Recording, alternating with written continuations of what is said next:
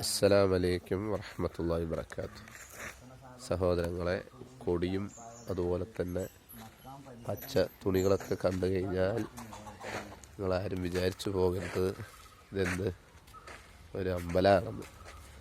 ഇത് മുസ്ലിം സമൂഹം കെട്ടി ഉയർത്തപ്പെട്ട ജാറാണത്. കാരണം ലോകത്തിലെ റബ്ബ് സുബ്ഹാനഹു വ തആല മനുഷ്യനെ സൃഷ്ടിച്ചതിനെ കുറിച്ച് പറഞ്ഞു, വമാ ഖലഖത്തുൽ ജിന്ന വൽ ഇൻസ ഇല്ലാ ലിയഅ്ബുദൂൻ. അല്ലാഹു സുബ്ഹാനഹു വ തആല മനുഷ്യനെയും ജിന്നിനെയും സൃഷ്ടിച്ചത് അള്ളാഹുവിനെ മാത്രം ഇബാദത്ത് ചെയ്യാനെന്ന് പറയുമ്പോൾ ഇതുപോലുള്ള ജാറകേന്ദ്രങ്ങളിലേക്ക് മുസ്ലിം സമൂഹത്തെ നയിക്കുകയും ഇതുപോലുള്ള അന്ധവിശ്വാസങ്ങൾ ജനങ്ങൾക്ക് പറഞ്ഞു കൊടുക്കുകയും ചെയ്യുന്ന ഈ സമൂഹം എത്ര വലിയ ഒരു അപരാധത്തിലേക്കാണ് എത്തിപ്പെടുന്നത്. അള്ളാഹു സുബ്ഹാനഹു വ തആല ഈ ദീൻ പരിപൂർണ അർത്ഥത്തിൽ അള്ളാഹുവിൻ്റെ റസൂൽ സ്വല്ലല്ലാഹു അലൈഹി വസല്ലമയുടെ പൂർത്തീകരിച്ച ദീൻ, ഈ ദീനിൽ എവിടെയെങ്കിലും ഈ പൂർത്തീകരിച്ച ദീനിൽ എവിടെയെങ്കിലും ഇതുപോലുള്ള ജാരങ്ങളെ കെട്ടിപ്പൊക്കാനോ അവിടെ ഇതുപോലെയുള്ള ഇബാദത്തുകൾ നിർവഹിക്കാനോ നമുക്ക് കാണാൻ കഴിയുമോ?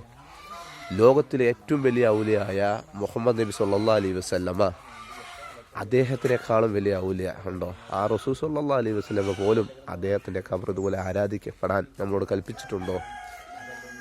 അതുപോലെ തന്നെ സ്വർഗം കൊണ്ട് വാഗ്ദാനം ചെയ്യപ്പെട്ട സഹാബാക്കൾ, ആ 10 സഹാബാക്കളിൽ ഏതെങ്കിലും ഒരു സഹാബാക്കൾ അവരുടെ ഖബറുകൾ ഇതുപോലെ കെട്ടിപ്പൊക്കി ആരാധന കേന്ദ്രങ്ങളാക്കിയിട്ടുണ്ടോ?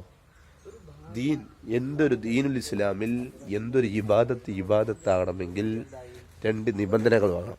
ഒന്ന്, ഇഖ്ലാസ്, അള്ളാഹു സുബ്ഹാനഹു വ തആലയ്ക്ക് മാത്രം ചെയ്യുന്ന ഇബാദത്തുകൾ.